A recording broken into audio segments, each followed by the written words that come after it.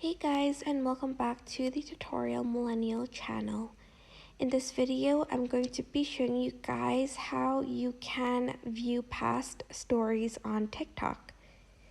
So these are the stories that you've posted and have expired.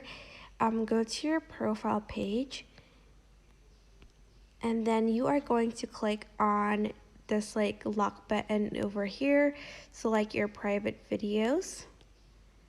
Then you are going to go to Stories Archive, and then you'll be able to see the stories that you've posted on TikTok.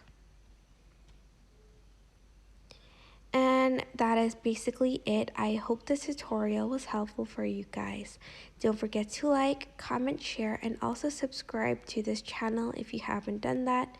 If you have any questions, just leave it in the comment section down below and I will try my best to answer them all. Thank you so much for watching. Bye!